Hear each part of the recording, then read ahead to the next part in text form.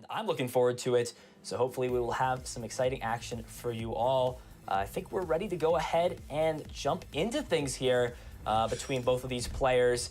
Chip, initial thoughts on this matchup. What do you think is going to be crucial for both of these players in order to secure a victory in this match?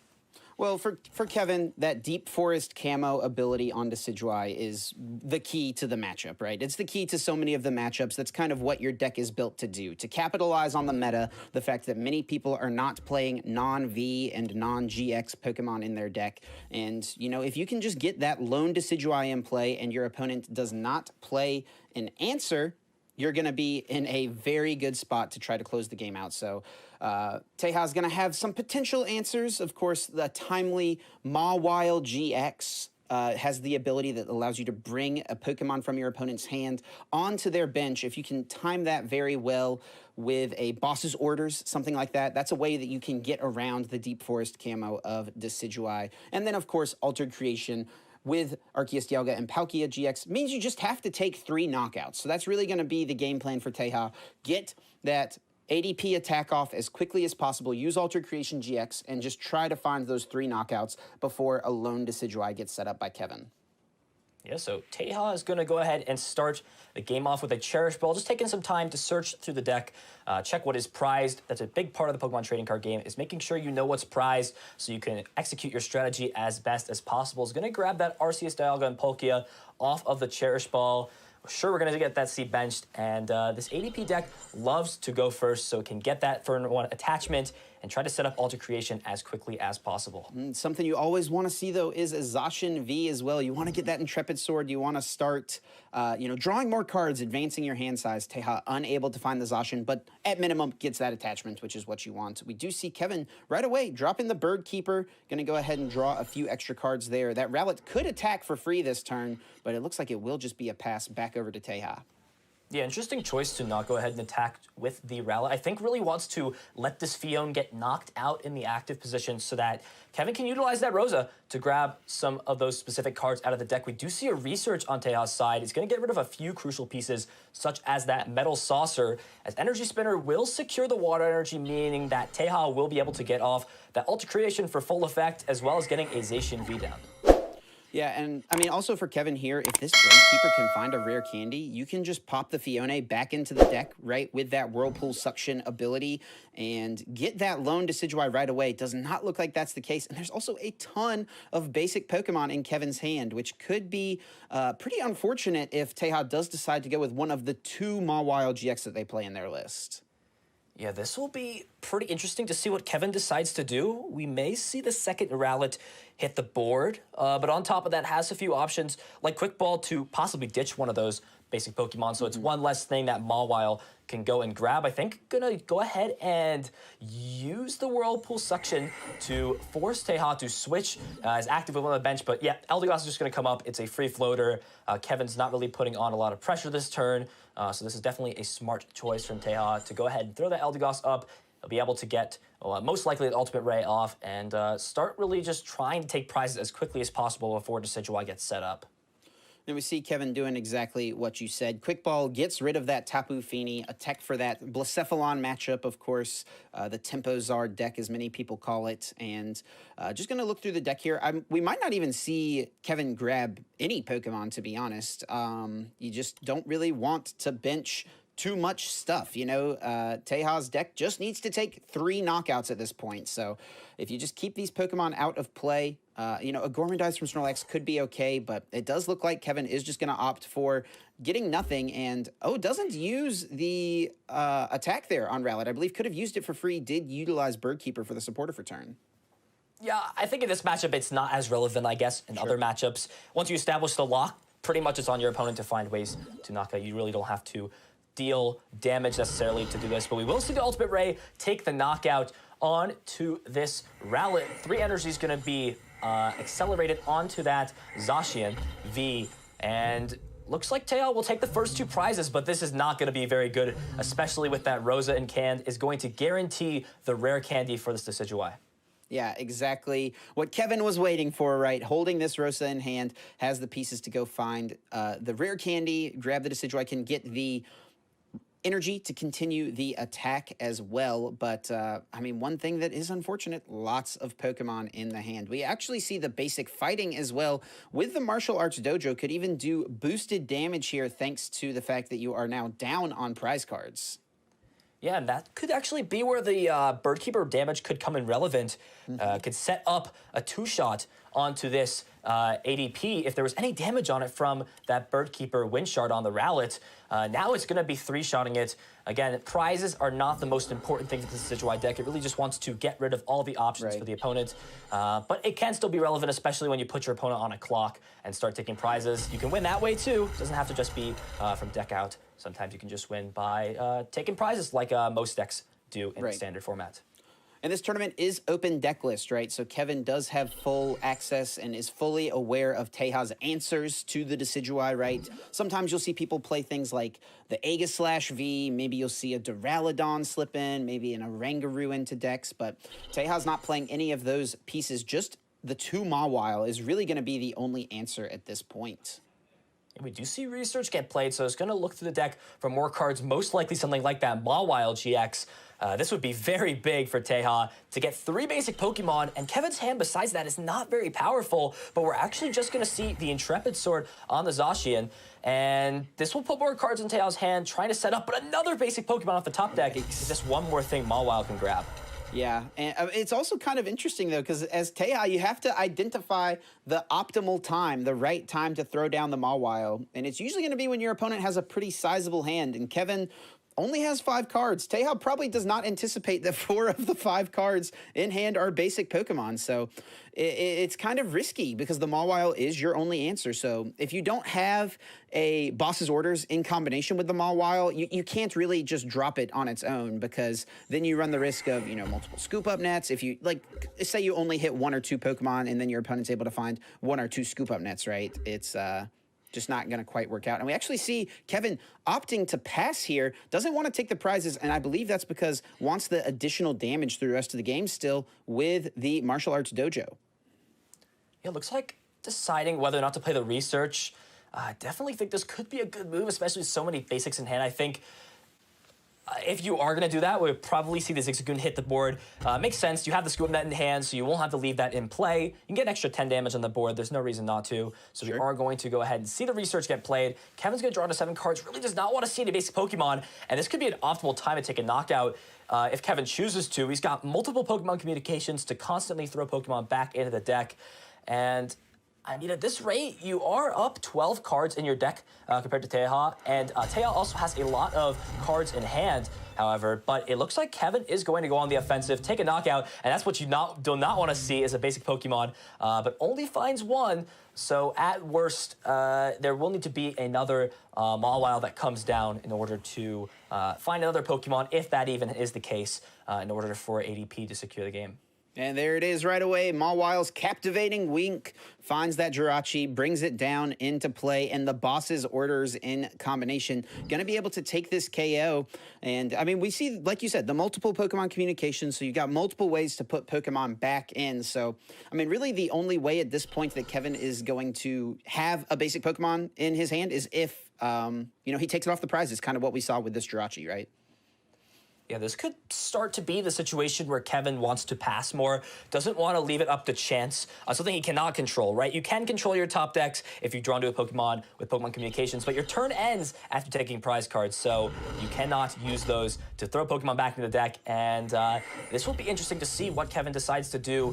Interesting choice to also take an extra energy off of the Ultimate Ray. That just puts 1 less card in your deck, kind of puts you on 1 less turn, and the top deck Pokemon is probably exactly is going to happen with that Pokemon communication. It's going to throw it back into the deck, and we will see nothing get grabbed, but Kevin may just take the opportunity to see how many Pokemon are left in the deck. Could also take the opportunity to grab something, but you want to leave as many non-basic Pokemon in the deck. Obviously, don't want to put 1 into your hand, so this may be an opportunity where Kevin decides whether or not to attack or pass the turn. We will see Splitting Arrow won't take any knockouts. It actually will knock out this ADP. My bad. The Dojo gonna increase that damage, and this is where there needs to be no Pokemon off of these 3 prize cards. Okay. I don't see one yet. No, nothing. So Kevin is in a great spot. And if you're Teja, this may be the last opportunity to go for a Mawile when your opponent's hand is going to be so large. So we may see that come down. This is going to be risky. The quick ball will be able to find it here out of the deck if it's not already in the hand. And there it is. So will we see the Mawile get played down? If it does, I don't think there's anything that Teja can do. And yeah, this is going to grab no basic Pokemon. And it looks like Kevin will be able to secure this game as Teja has no more outs to Gust. And obviously playing only GX and V Pokemon in the deck will be unable to hit that Decidueye. And right away, we see the first please. Teja recognizes the situation, understands, hey, I don't have any more answers. That was my last chance. Was not able to capitalize, did not find any basic Pokemon. It feels so bad, too, when your opponent has something like a 12-card hand that there's just not a single Pokemon there. But also, as Teja, you did use the Captivating Wink on the turn previous, so you were aware of how many Pokemon communications were in hand. Of course, you saw that Mew get put back in. I guess just really banking on the fact, hey, maybe Kevin got a little unlucky and took a Pokemon off the prizes. Yeah, you only have a few opportunities to play Mawile during the game. You gotta take chances somewhere. Right. Sometimes you just get a little unlucky, as we saw Teja do there. But so many of these decks running all GX, all V Pokemon in their deck, just Decidueye is great at being able to punish that deck building from the opponent if they are not playing any respective counters to that. Can just run through games for free, pretty much. All right, and it looks like we are ready to get down into game number 2. Kevin here is going to be going second. Of course, Teja lost, got to choose to go first, and we'll see if, I think obviously things didn't work out, but I think the game played out pretty perfectly for Teja to have a chance in this matchup, right? Yeah, you pretty much have to hit Pokemon off of the Mawiles. Obviously, playing no text like the Aegislash we see in some of these ADPization lists can one-shot the Decidueye after the boosted Altered Creation. Teja going to be going first. Optimal here in this matchup. Again, you want to get Altered Creation off as fast as possible with use of the Quick Ball. Get rid of Metal Energy, which can obviously be brought back with Metal Saucer. Going to grab the Zacian V, attach, and Intrepid Sword. So hand might be a little bit weak for Teja if we're not going to see the turn 1 attachment onto the ADP. Such an unfortunate starter, though. That Mawile is, you need these Mawiles to have a chance in this matchup, it feels like. So now you're really going to have to get a lot of value out of the one remaining Mawile GX in your deck. Now, it's not just as simple as getting use out of your Mawile, right? Kevin still has to set up. Kevin needs to find the Decidueye, get the rare candy pieces. Now with this Basculin start, you're going to have to find the Scoop Up Net as well at some point in order to get that out of play. And this is a situation where ADP can take advantage of, a slower start because you will still get 2 prizes on this Basculin. Yeah, the whole point of this matchup, again, as we said, is getting those non-Decidueye Pokemon out of play so that your opponent cannot gust those up with Boss's Orders. Every 1 prizer turns into a 2 prizer, and with Altered Creation, your opponent only needs 3 knockouts to secure the victory. So I think Kevin deciding here whether or not to attach the Capture Energy to this Rowlet, possibly to get yet another Rowlet or the Snorlax down into play as we see him eye that up. That would be a great way to increase the hand size. Kevin has really nothing else, not playing any of those support Pokemon like Dedenne or Crobat, so has no way to draw cards besides that. So yeah, this is a pretty good turn, I think, to utilize the Snorlax. You can go ahead and Capture Energy it down. You've got the Scoop Up Net. You also have a couple Quick Balls, so you could even thin your hand down all the way to 0 if you wanted. And I wonder if we'll see Kevin just get maybe something that they don't need out of the deck here. Just going to go ahead and grab Rowlet. I wouldn't have hated seeing just, grab the Tapu Fini there, Quick Ball it away again, and then you get to draw an additional card off of the Gourmandize, and you also get rid of 1 more of those basic Pokemon, right? Yeah, looks like found a lot of cool cards like that Rosa, Pokemon Communications, even has more outs, I believe. Found a Scoop Up Net as well off of that, and this is looking like an excellent turn 2 for Teja. Has the Metal Saucer, the Water Energy under the ADP. Big Charm as well to put that Zacian a little bit out of range, can just take a little bit more damage before getting knocked out. And looks like Dedenne going to use that Dedenne Change ability to discard the hand and draw 6 new cards. Teja really looking for that energy switch to get this ADP powered up. Obviously already attached for turn. We'll also need a way to pivot that Mawile out of the active position. Yep, just 1 switch and 1 energy switch away from pulling off the turn 2 Altered Creation, which is exactly what you want as the Arceus Dialga Palkia player. playing this Cherish Ball here could just be thinning something out. I believe did use that Dedenne this turn, right? So can't continue to draw with another Dede change. But I mean, usually the second Cherish Ball, you know, if you're not going to be getting a Mawile, this feels like not a great turn to Mawile, right? So maybe just thinning out the other copy of Arceus Dialga Palkia, and that's not something you ever really need to see. Benching 2 tag teams never feels great as the ADP player. So, and I think this also could be one of Teja's first deck searches. So this could be an opportunity to kind of take a moment to take a look at those prize cards. Yeah, so we'll see what gets grabbed off of this. Obviously, thinning the deck out could be a potential strategy for Teja. You want to maximize those cards out of the deck that are not really playable, cards that you really don't want to find into your hand, as we do see the Arceus, Dialga, and Palkia get grabbed out of the deck with that Cherish Ball. We're going to see another one actually get played, so potentially could grab something else, but just going to go ahead and fail that, as Quick Ball will go ahead and most likely ditch one of those non-playable cards like the Arceus, Dialga, Palkia, and gonna grab nothing off of it. So Teja most likely going to be thinning for something like that Crobat, and is going to be able to draw 4 fresh cards off of that Dark Asset. Yep, finds the switch. Let's see it. Is there an energy switch as well? I imagine if you're playing this piece, that means you got the other one. And sure enough, energy switch, moving that metal energy up to the active. And now we'll even see a Professor's Research. Teja really popping off here on this turn.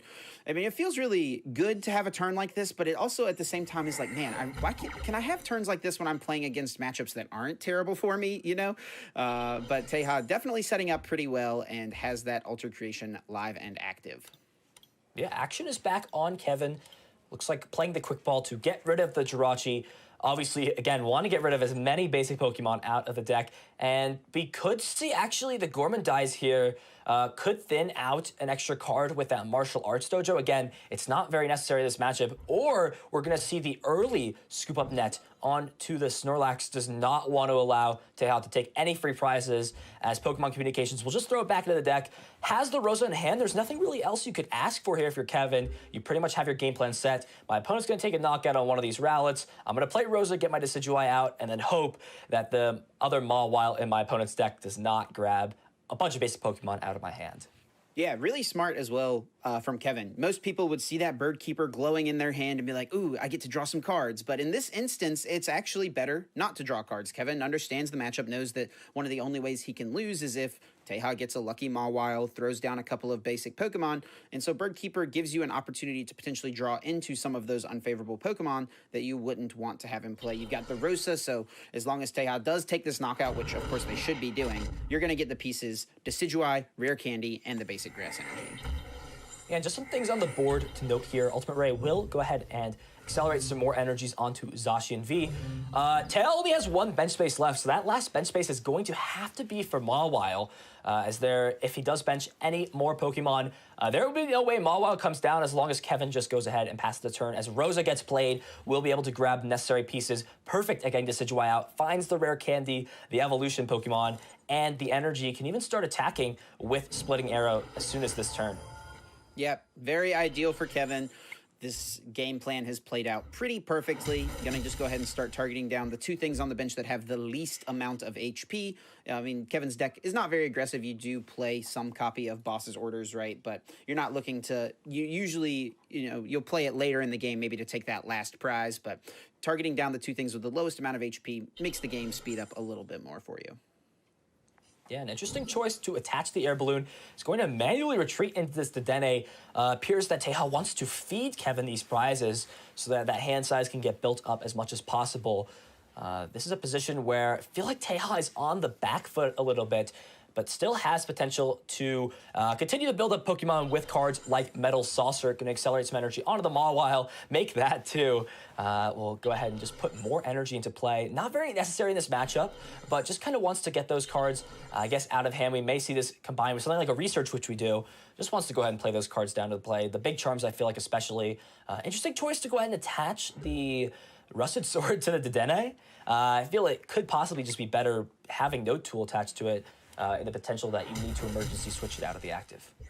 Yeah, definitely. Having the option to put an air balloon could be solid. Could be a situation, though, where maybe Teja has already discarded the other air balloon, maybe has awareness that it's prized, but I guess there's really no benefit to putting the Rusted Sword onto Dedenne GX, right? So Does go ahead. We see Kevin throwing down a little bit of damage onto the board, and we see a Skyla, kind of a nice tech supporter that a lot of Arceus Dialga Palkia decks have been playing these days. Going to go ahead and find the Chaotic Swell, wants to limit that option from Kevin potentially, and looks like Kevin's going to go ahead and throw the Dojo out to counter that, and Splitting Arrow once again will take the first 2 prizes.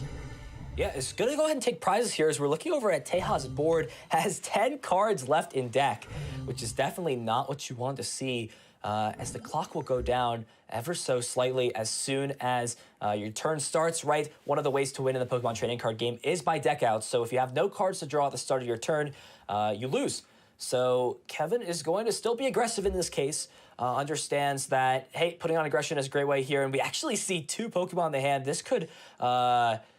yeah, research is just going to get played. This is just a great merit, I guess, in this case, but finds 2 more Pokemon off of this that will be able to thin the Fion out of the deck. Whirlpool Suction allows it to go to the bottom of the deck, but still having a Tapu Fini in the hand, not great, but it kind of feels like if the other Mawile gets played, then it still really doesn't matter because this needs to grab 2 Pokemon at minimum.